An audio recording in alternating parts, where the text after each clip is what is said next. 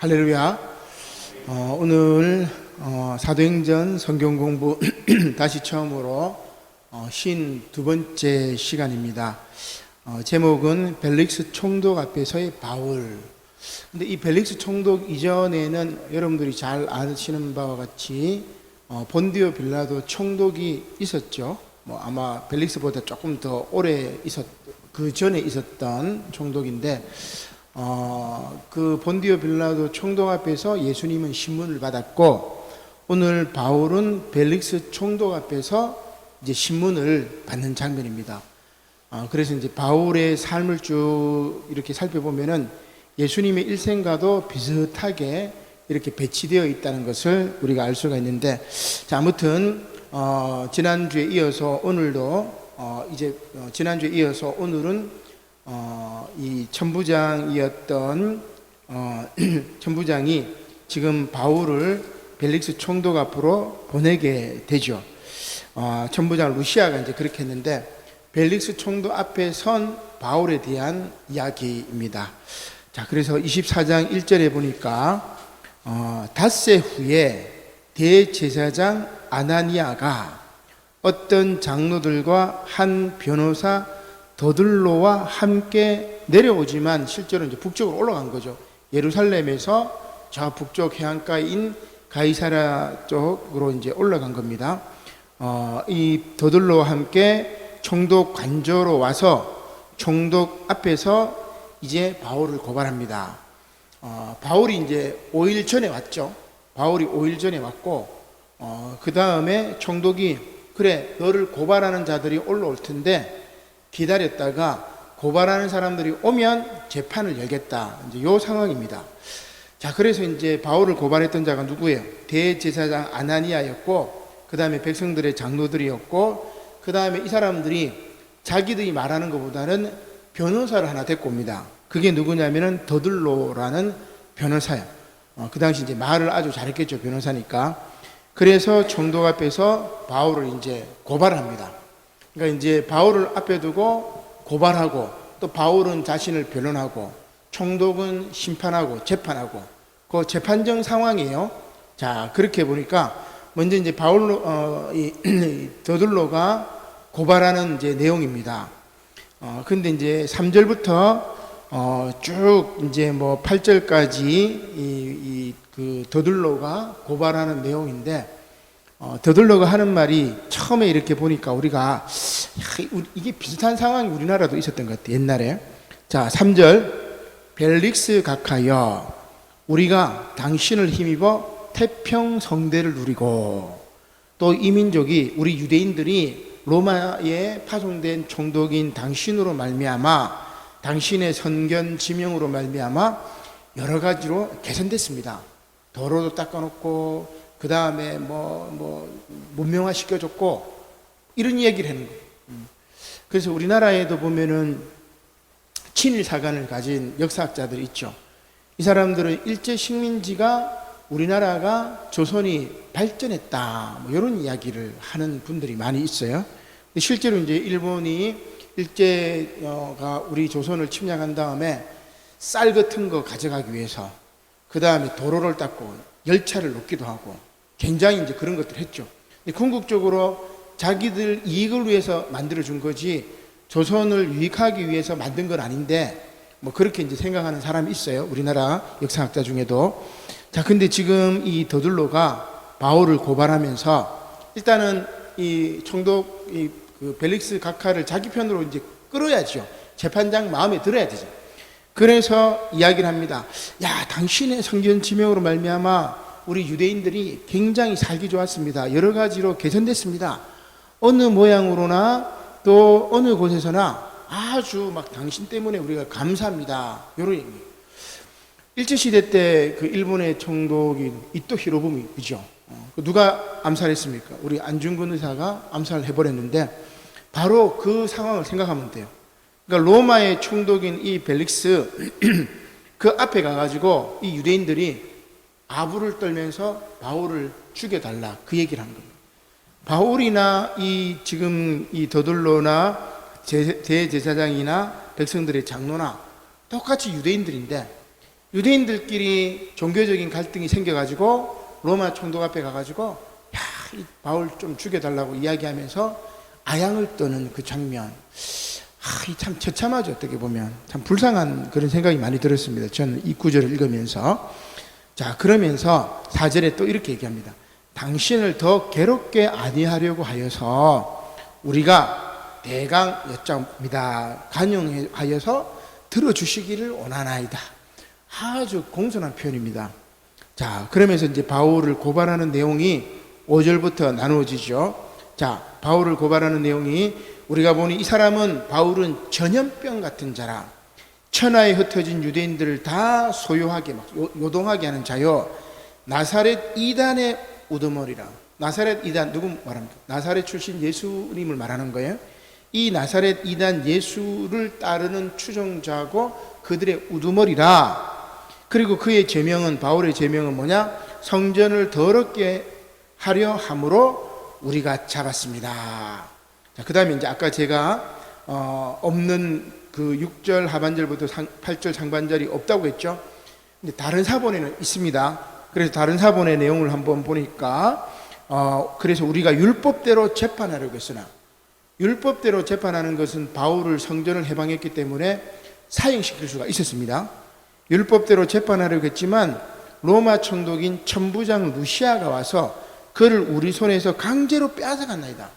그럼 이제 루시아도 지금 엮어가지고 지금 딱 하는 거예요. 그죠? 루시아 때문에 우리가 바울을 못 죽였으니까 루시아에게 이제 책임을 전가하는 거죠. 그리고는 그를 고발하는 사람들에게 가깝게 가라고 명하였나이다. 요 구절이 빠졌어요. 어떤 사본에는 있는데 지금 우리가 읽은 이 성경에는 없죠. 그러면 빠진 것은 뭔가 약간 뭐예요? 의심스럽다고 해야 되나? 좀 이렇게 원형에 가깝지 않다는 말입니다. 그래서 성경은 사본이 굉장히 많아요. 왜냐하면 옛날에는 우리가 뭐 컴퓨터를 쳐가지고 프린터로 그냥 쭉쭉 뽑아내는 게 아니고 인쇄실처럼 뭐 찍어가내는 게 아니고 서기관들이 글자 하나 다 쓴 거예요. 그 점 하나 잘못 찍으면 완전 그 히브리어 같은 경우는 점 하나 잘못 찍으면 이상한 다른 뜻이 되기도 해요. 헬라어도 마찬가지. 점이나 콤마 잘못 찍으면은 문장이 이상하게 막 다르게 됩니다. 그래서 서기관들이 이렇게 적다가 뺏겨 적다가 요거는 좀 맞지 않은 것 같아 하면서 자기가 이렇게 첨삭하는 게 있어요. 그러면 후대에 이제 사람들이 쫙 보고 어떤 게 더 진짜 원본에 가까울까 하면서 요 부분은 빼는 게 원본에 더 가까워. 그러나 어떤 사본에는 6절부터 하반절부터 8절 상반절에 이런 내용이 들어가 있더라 하면서 각 주에 이렇게 달아주는 겁니다. 그래서 성경 사본학을 보면은 이제 그런 내용들이 나와 있는데 우리가 한번 참조하고, 자, 이렇게 쭉 그 더둘로가 고소를 쫙 합니다. 더둘로가 고소를 하고 그 다음에 옳소 하면서 9절에 보니까 유대인들이 막 옳소 바울을 죽이셔, 예수님을 십자가에 못 박으라 했던 그 유대 군중들처럼 똑같이 그렇게 한 겁니다. 자, 예수님은 그 무리들 앞에서 침묵했고 그랬는데 바울은 뭐죠? 이제 변론합니다.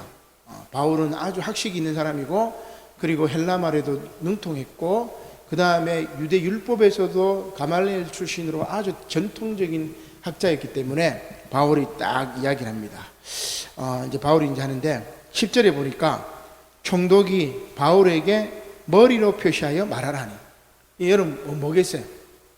자, 저를 보셔야 돼요.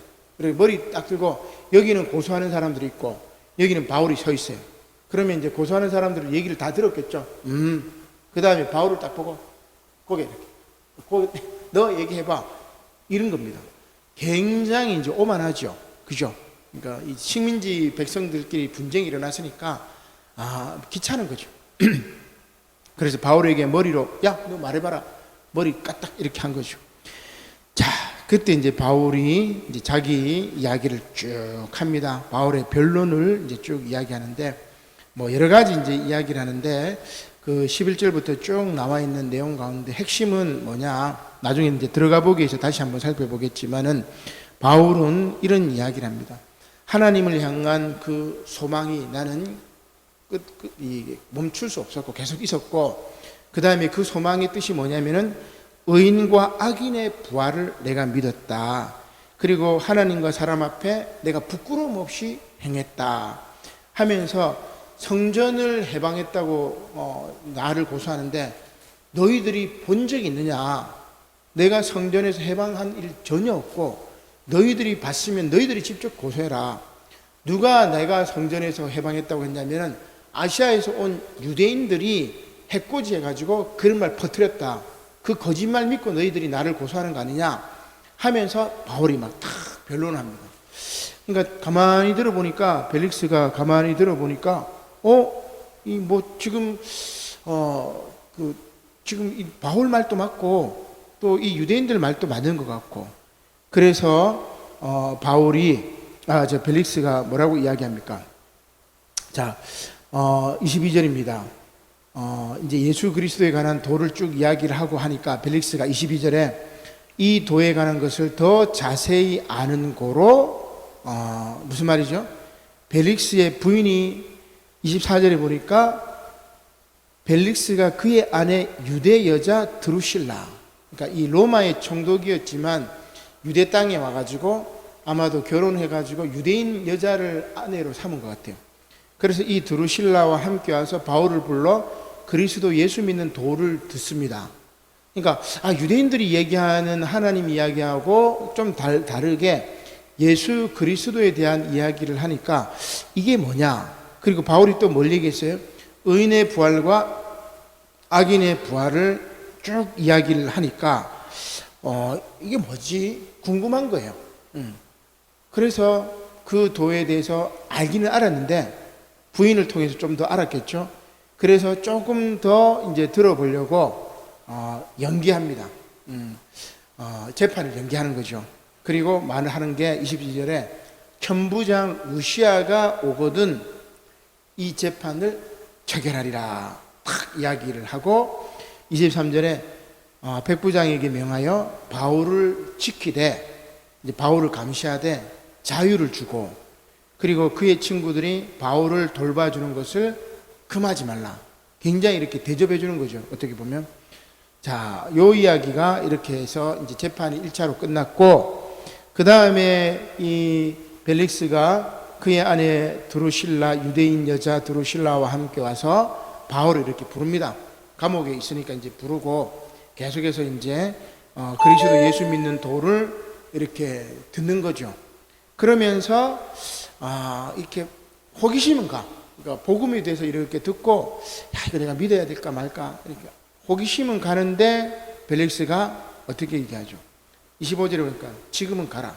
틈이 있으면 너를 다시 부르리라 하고 26절에 동시에 바울에게서 돈을 받을까 바라는 거로 자꾸 불러가지고 이야기해라고. 그러면 이제 이 바울이 말도 잘하고 출신도 쟁쟁하고 로마 시민권도 가지고 있으니까 바울이 이제 돈을 이렇게 주지 않을까 싶어가지고 이렇게 하는 거죠. 복음에 대한 관심 반, 물질적인 욕심 반, 이게 이제 이 벨릭스 총독의 마음입니다.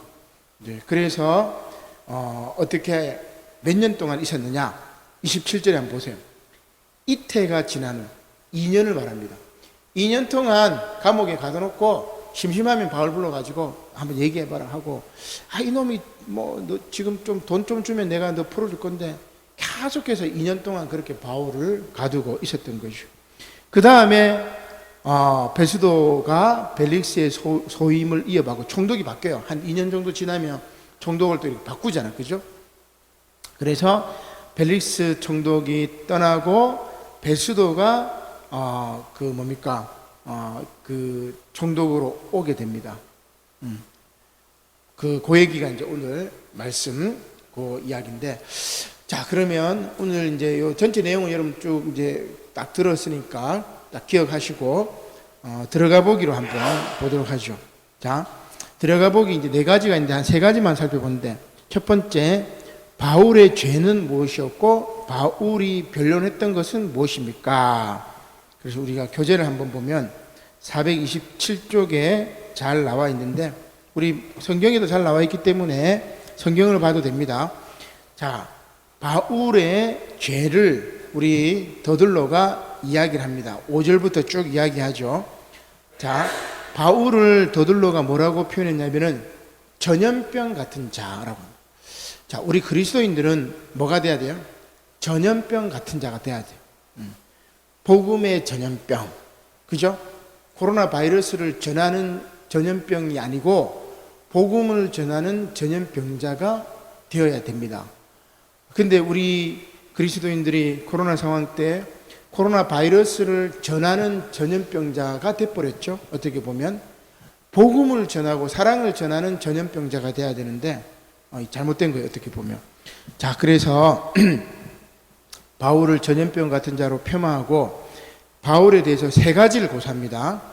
자, 세 가지를 고소하는데 5절에 보니까 뭐라고 되어 있느냐. 천하에 흩어진 유대인들을 다 소유하게 하는 자. 이게 첫 번째 제목이에요.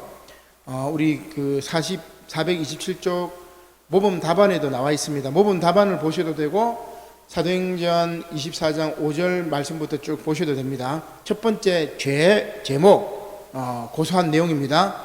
천하에 흩어진 유대인들을 다 소유하게 하는 사람. 두 번째, 나사렛 이단의 우두머리. 다시 한번 첫 번째, 그 천하에 흩어진 유대인들을 다 소유하게 한다는 말은 왜 이게 이 제목이 될까? 유대인들이 지금 전 세계에 막 이렇게 로마 영토에 이렇게 흩어져 있잖아요, 그죠? 그런데 막 유대인들이 막 소유한다는 말은 쉽게 얘기하면 데모한다고 생각하시면 돼요.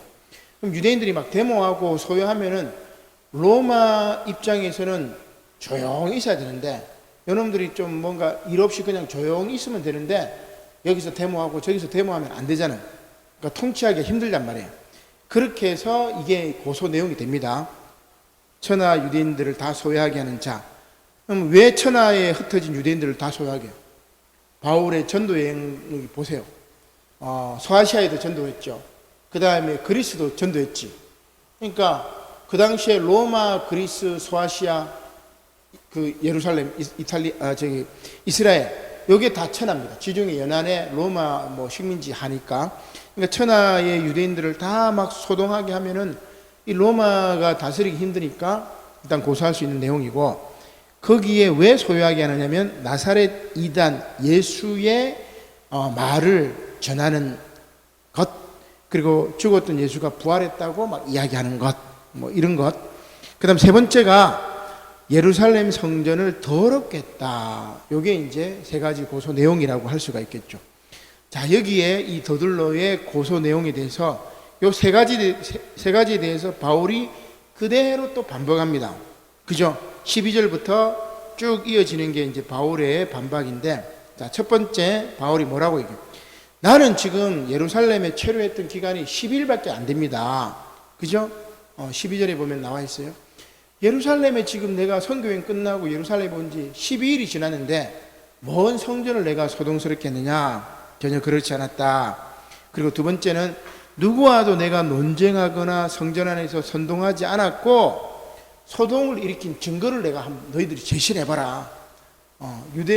아시아에서 온 유대인들 이야기만 듣고 너희가 지금 그런 거 아니냐, 나를 해코지 하는 거 아니냐, 증거를 제시해라. 그 다음 세 번째는 뭐라고 얘기하느냐. 자, 나는 나사렛 이단의 우두머리 이렇게 너희들이 얘기하는데, 나는 내가 예수 그리스도가 부활했다는 것을 주장하는데, 만약 내가 부활을 주장하는 것이 이단이라면은 많은 유대인들 가운데 바리새인들은 부활을 믿잖아요, 그죠? 사두개인들은 부활을 믿지 않아요, 그죠? 그러면 저 바리새인들도 해당되는 것 아니냐? 내가 부활을 주장하는 것이 이단이라면은 바리새인들도 이단 아니냐? 왜 나만 갖고 그래? 이런 식으로 이야기를 하는 겁니다, 그죠? 그 다음에 네 번째, 내가 예루살렘에 온 것은 구제헌금을 가지고 온 거야. 고린도 교회, 빌립보 교회, 데살로니가 교회, 에베소 교회, 바울이 돌아다니면서 뭘 해요? 선교 여행을 했지만, 선교 교회를 개척하고 했지만 1차 때 개척했던 교회들 돌아가면서 구제헌금을 받아요. 선교헌금을 쫙 받아가지고 예루살렘 교회를 도와주기 위해서 왔단 말이에요, 그죠? 그래서 그 선교헌금도 그 지역에 있는 교인들 한 명을 데리고 와가지고 바울이 돈 관리한 게 아니에요. 그렇게 해가지고 이 사람들을 쭉 데리고 와서 예루살렘 교회를 돕기 위해서 이제 이 예루살렘을 방문한 거죠. 그래서 자신의 방문은 구제 헌금을 가지고 왔고, 그리고 성전에서 제물을 드린 것밖에 없다. 내가 무슨 성전을 해방했느냐? 딱 이야기합니다. 변론을 딱 하는 거죠. 이게 나중에 이제 이 뭐 유대인들이 말문이 막히죠. 고소할 수 있는 뭐 그런 내용이 안 되고, 총독 입장에서도 이거 괜히 종교 분쟁에 내가 끼었다가 애매하겠구나, 이렇게 생각한 거죠. 근데 본디오 빌라도는 어떻게 했죠? 예수님 죄 없는 걸 알았어요. 그래서 자기 손을 씻죠. 그러면서 유대인들에게 넘겨줘 버립니다. 바울도 마찬가지, 죄가 없었던 거죠. 자, 이렇게 바울이 이제 변명을 했고, 그 다음에 이제 바울이 고백을 다시 합니다. 뭐라고 고백하느냐? 14절에 보니까, 내가 조상의 하나님을 섬기고 율법과 선지자의 글을 다 믿었고 유대인들이 기다리는 바 하나님께 향한 소망인 의인과 악인의 부활이 있으리라는 믿음을 가졌다. 그리고 내가 사람과 하나님 앞에서 전혀 부끄러움 없이 살아왔다고 바울이 떳떳하게 탁 정리를 해버립니다. 그러면 이제 뭐 고소한 사람도 뭐 지금 죄가 없으니까 지금 이게 죄가 또 되지 않는 거예요.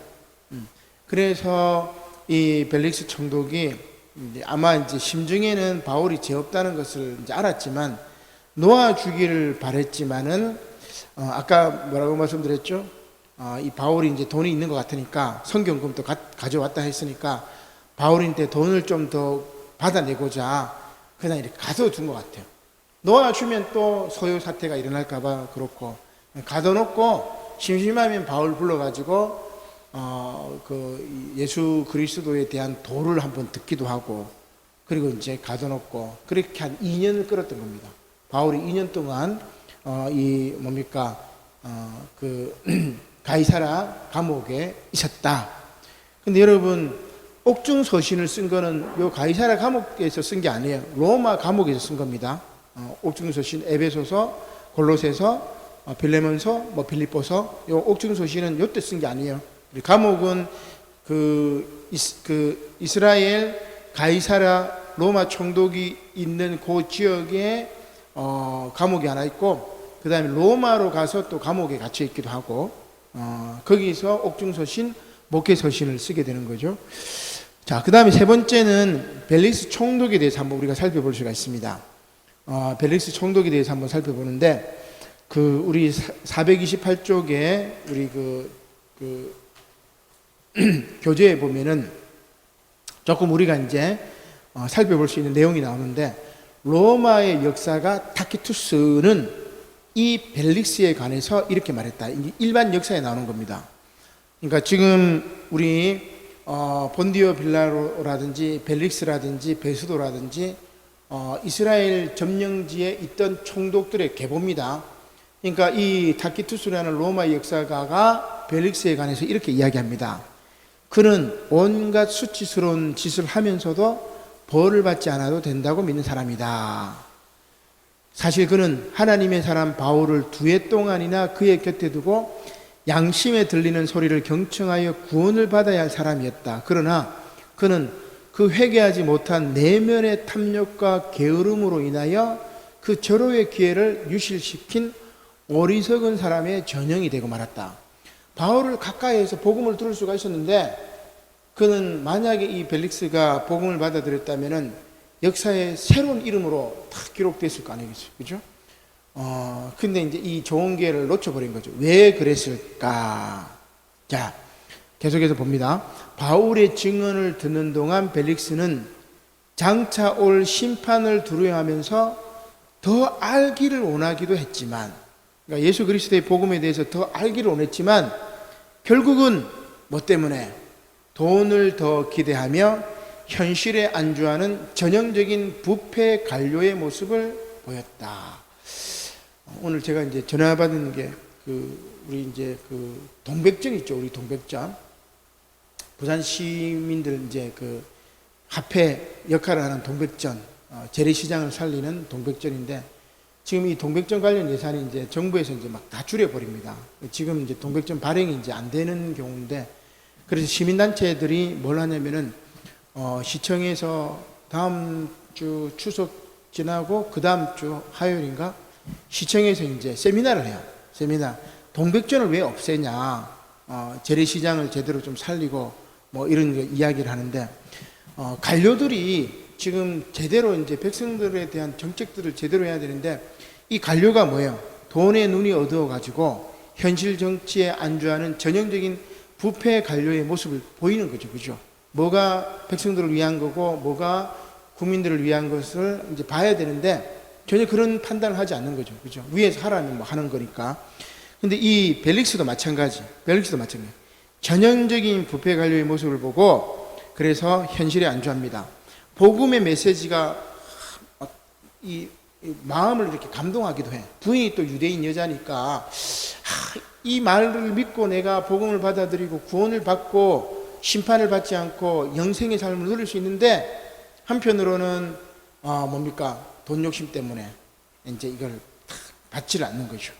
이게 지금 벨릭스가 이중적이고 물질적인 가치관에 함몰된 지식인의 전형입니다. 요즘에 참다운 지식인들이 없는 이때인데, 이 벨릭스도 마찬가지죠. 그는 행정 관료임에도 불구하고 금품을 원하고 매수하는 일에 적극적이었습니다. 2년 동안 바울을 가둬두고 돈 이렇게 뜯어내려고 했던 모습, 한편으로는 복음을 궁금해하고 한편으로는 돈을 뜯어내려고 하고, 이런 인물이셨나. 근데 가만히 보면은 어떻게 보면 우리의 모습이죠. 신앙생활을 하지만 세속적인 욕망에 빠진 우리의 모습하고 똑같습니다.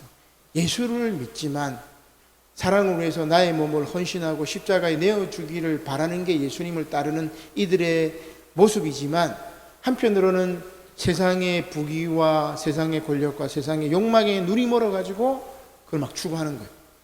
이 양쪽을 다 가지려고 하니까 예수님이 말씀하시잖아요. 그죠? 선택해라.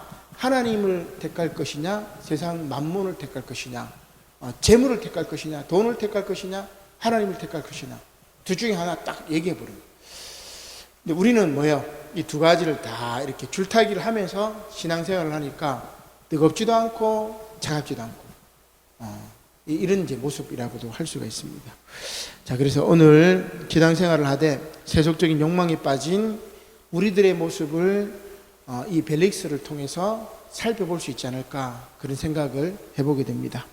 자, 벨릭스 총독 앞에 선 바울의 담대한 모습,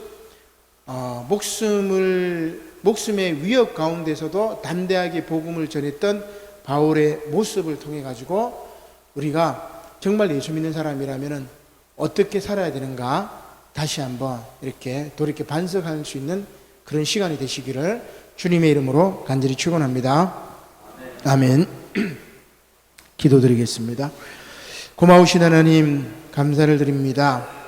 오늘 말씀을 통해서 벨릭스 총독 앞에서 담대하게 복음을 전하고 자신을 해코지 하려고 했던 아나니아 대제사장과 변호사 더들로 앞에서 또박또박 논리적으로 복음을 변론하고 자신의 죄 없음을 고백했던 바울과 같이, 주님, 우리가 어느 상황에 처해 있든지 예수 그리스도를 주인으로 삼는 참다운 예수 그리스도의 제자로서 복음을 부끄러워하지 아니하고 담대하게 이 생명의 말씀, 은혜의 말씀, 진리의 말씀을 증거하는 예수님의 참된 제자가 될 수 있도록 하나님, 저희들에게 힘과 용기와 지혜를 허락하여 주시옵소서. 감사를 드리며 예수님의 이름으로 기도드립니다. 아멘.